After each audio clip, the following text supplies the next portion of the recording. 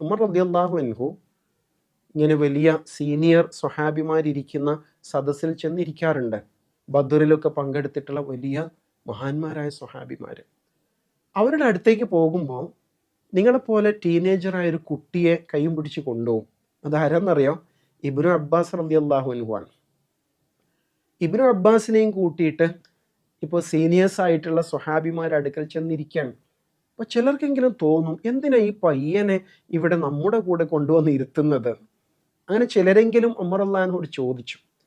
അപ്പോൾ ഒരു ദിവസം ഉമർ റളിയല്ലാഹു അൻഹു ഇബ്നു അബ്ബാസ് റളിയല്ലാഹു അൻഹുവിനെ കൂട്ടിയിട്ട് ഈ സദസ്സിലേക്ക് വന്നു. എന്നിട്ട് എല്ലാവരോടായിട്ടൊരു ചോദ്യം. എന്താ ചോദ്യം? സൂറത്തുൻ നസ്റിൻ്റെ യഥാർത്ഥ ഉദ്ദേശം എന്തായിരുന്നു? അപ്പോൾ പലരും പലതും പറഞ്ഞു. അത് വിജയത്തെക്കുറിച്ചാണ്, അള്ളാഹുവിൻ്റെ സഹായത്തെക്കുറിച്ചാണ്, ജനങ്ങൾ ഇസ്ലാമിലേക്ക് ഒന്നിച്ചു വരുന്നതിനെ കുറിച്ചാണ്.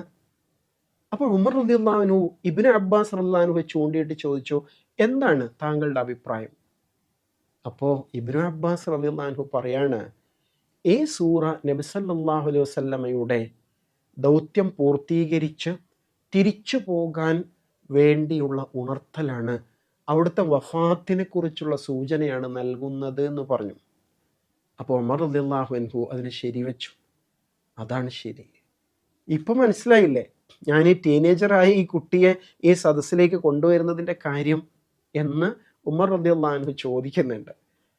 അപ്പോൾ നമ്മൾ ടീനേജേഴ്സ് ആണല്ലോ ഈ ക്യൂ സ്പോട്ടിൽ സംബന്ധിക്കുന്നത്. തീർച്ചയായിട്ടും ഇങ്ങനെയുള്ള ഇബ്നു അബ്ബാസുമാർ നിങ്ങളിൽ നിന്നും ഉണ്ടാകണം.